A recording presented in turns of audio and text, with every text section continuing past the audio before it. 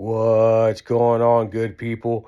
Come on in, get ready to be entertained. This is the Cowboys Final Verdict with your host, Ronnie Judge. Today I want to look at the offseason shakeups. The Dallas Cowboys seem to be finished in free agency. Pro days are taking place, the 30 visits. Shoddy was present at the Ohio Pro Day to witness firsthand the numerous first-round talents from that team. Look, I would like every one of those guys just to come and shoot up and put a star on, man. Ohio put a tremendous team on the field, and they continue to churn out NFL talent. So Shoddy was present there. We've had some key departures in the offseasons. The Cowboys lost several key players in free agency. These significant changes have fans and me wondering, what about this team's future? The new faces, Dallas made several notable additions also through free agency, bringing in promising young talent, a bunch of former first-round talent that didn't do well at their respective teams, have had some off years, but they were first-round grades, first-round talents coming out of college. Maybe they can revise their career here in Dallas, and some of them are really good, man. So look forward to it, and a new scheme, new coaches. After all, what's coaching for but to get the best out of a player? These players will be keys to filling the void left by these veterans that departed, as well as these new additions in the upcoming NFL draft. The coaching changes we've had. With a new head coach at the helm, the Cowboys are implementing a new offensive and defensive scheme.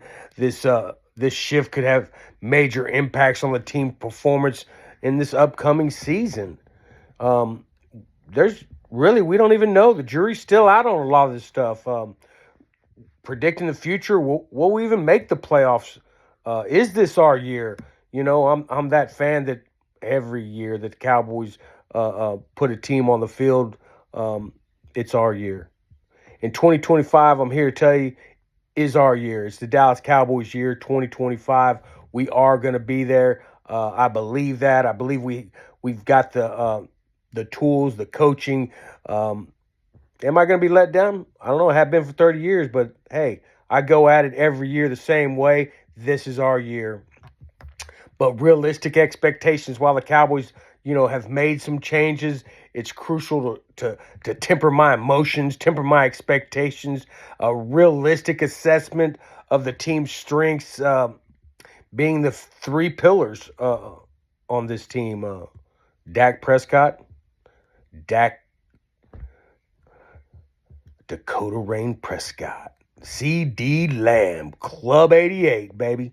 And number 11, Micah Parsons. All three of these are dominant in their position. You can argue any of them. They've all put up Pro Bowl numbers. They've all had a really solid career, and there are pillars here at the Dallas Cowboys. I believe we're building our team around them, continue to build the team around them in years to come. These new additions, I don't think we're that far from Philadelphia, but we're going to learn a lot more in the offseason. This coaching staff has a contract, and I think it's unrealistic to put them in the Super Bowl their first year, but it's possible. But realistically, I think that we're on probably a 2-year build. I think we're going to get a playoff win and possibly 2 this year. I just don't see us making it to the dance. But on any given Sunday, man, that's all it takes is a wild card to Super Bowl. So, I'm excited about what we have going on this year. This offseason's always exciting.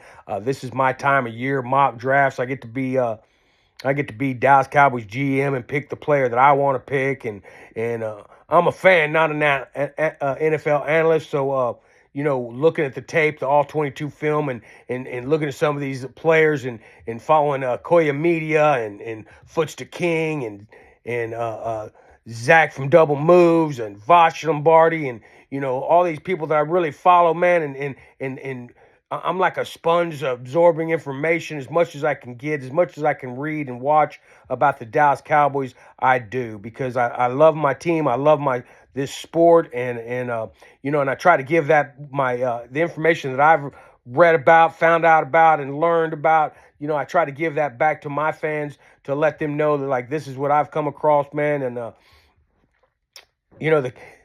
the key matchups that we're going to have, the Cowboys will face a challenge. We have a really difficult schedule this year, and we're going against the divisional rivals and playoff contenders within the NFC East alone. Super Bowl champion. We got to meet twice this year. The Commanders went deep in the playoffs. We're going to meet them twice. So just getting out of our own division is going to be a challenge for the Dallas Cowboys to compete with the Eagles, to compete with the Commanders, and to make a playoff run. These matchups will have an impact on the Dallas Cowboys' playoff chances and where we're going this year and how we're going to do.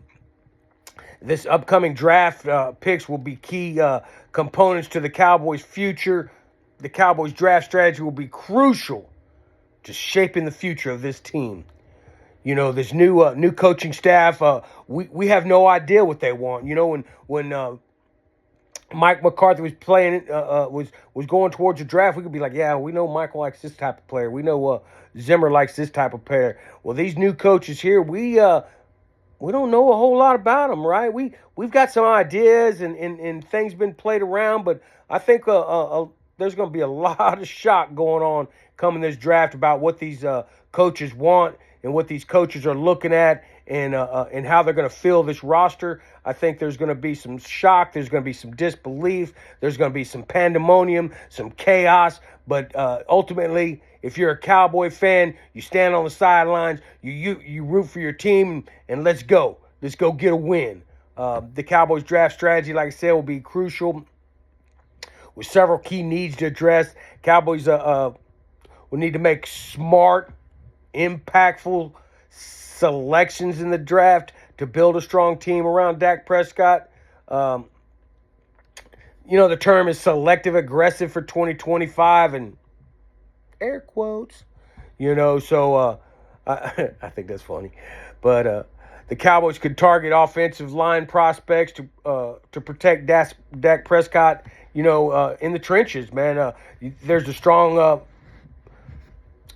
argument could be made that, hey, we got to start in the trenches. Dak Prescott has a strong foundation for this offense. There's an argument that running back is a luxury and the games are won in the trenches. So picking an O-line in the first round is being talked about because it's the trenches.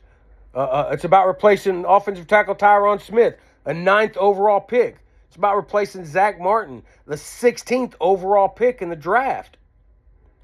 These are both gone. Our O-line's found. The O-line talent is found in the first round. We've always found our talent. If we're looking at the first round for offensive line help this year, there's some decent ones. Offensive line tackle Josh Simmons coming off a patella tendon injury, but he's been medically cleared. He'll be ready for training camp. Kevin Banks, offensive tackle for Texas. I think I would move him inside the guard and probably go to the Pro Bowl with him. Donovan Jackson is an offensive tackle, offensive guard. He's shown his versatility at playing both positions. When Josh Simmons went down, he slid out. He was dominant as a guard. He slid out to tackle and did a fantastic job there. So those picks looming. They're looming, but they're not bad picks. Just not a weapon. We all want weapons here on Cowboys Final Verdict. We want weapons. This new coaching staff's, but you better be ready and better be prepared for anything and everything because we got a lot of unknowns. Next year at this time next year we're gonna have some nuances about this coaching staff and we do know a few things. We know they want to be violent at the point of attack, so they want a bowling ball running back. They want somebody like Quinshon Judkins. Have you seen the tape on that monster. Wow.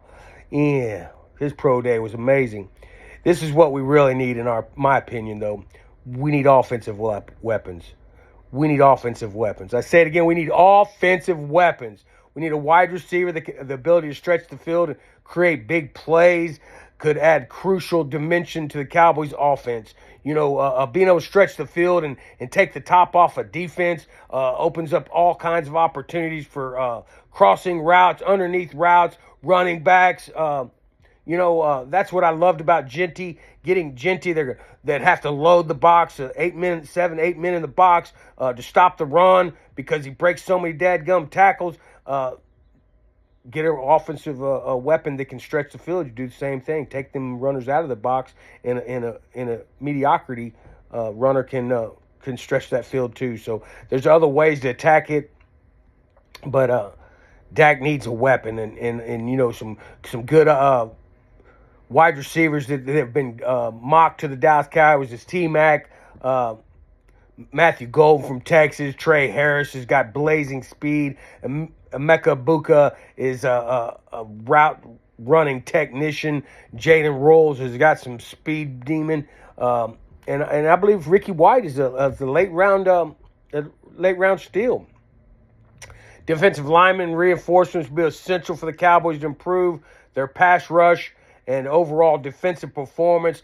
We couldn't stop the run last year to save our lives, man. And we've got some additions. Dante Fowler, 10.5 sacks was an addition. He had trouble stopping the run. Watch his tape last year. Watch his tape with the Washington Commanders. He was stopping the run. He got a lot better at the run. Our goal is to stop the run on the way to the passer. So I think Dante Fowler is going to be a great addition to this team. He is familiar with playing with Michael Parsons. The team will need to find players who can create pressure, disrupt opposing offenses. There's a good one out there, Mike Green from Marshall, JTT or JTT because I can't say his name. I don't need to butcher the young man's name, but y'all know who JTT is, right? Tulamafau. James Pierce, Alfred Collins, his measurables gave some questions to some of the scouts, but Alfred Collins' tape is fantastic. This dude is a beast. He locks and loads. He's got good pad level, and I think he would be a great addition to our line. Linebackers are also a priority for the Cowboys. We're losing Kendricks. We didn't bring back, of course, DeMarvin Overshown's injury. We all know about that. We don't know when he's going to be back. There's rumors that he might be back, first, second, third game of the year. I don't want to rush him back. I want Agent Zero to rock with the Dallas Cowboys. That's for sure. Agent Zero. Get that number, Demo. Rock that zero. But I also think the safety room needs to be addressed. We haven't addressed the safety room in years, right? And it's showing. I know it would be nice to have a safety. That's also a luxury pick. But we need a downhill running safety that can tackle. I believe the cornerback is more of a need. We got Amos and Parrish. The safety is Andrew Makuba. That is who I would take. If I was to predict the future for the Dallas Cowboys, I would predict 2025 is our year. But it's crucial to temper expectation, a realistic assessment of this team and where we're at with this new coaching staff, where we're at with the talent that we have, the talent that we refuse to get, this bargain basement shopping with, good players versus the best players. This is the NFL. You're not going to win unless you're the best. If you're getting players 9 and 10 out of a class, then you're probably going to be 9 and 10 in the playoffs, right? Like that's where we're at. We're picking instead of picking the first or second player in that position, we're picking the 9th or 10th best player in that position, and it shows in our record, right?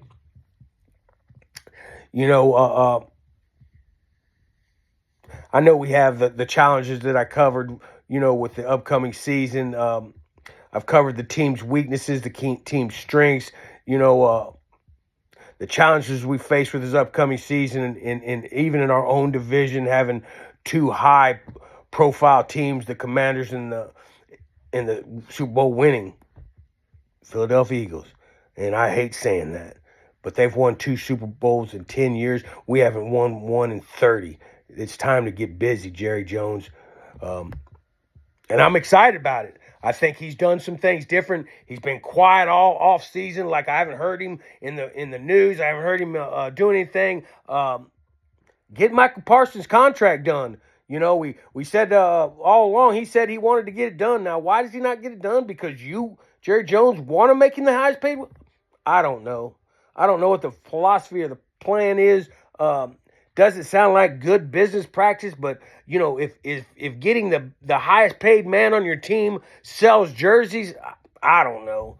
You may pay this man $40 million and get $80 million in jersey sales. Hell, I don't know. But to me and to the normal fan, it just don't make sense. If the man could have been signed for 35, he should have signed for 35 2 years ago. But that's not the way the Cowboys do business. I'm not the general manager. I'm just a fan. I'm just a man with a microphone and a camera, as Vosh says all the time. And I'm just trying to get out information to my fans. And as a passionate Dallas Cowboy, are you excited? Are you ready for some football? Like, share, and subscribe. That's my final verdict. And this is the Cowboys' final verdict with your host, Ronnie Judge. If you haven't heard, be kind, be nice, know what somebody's going through. Peace and love.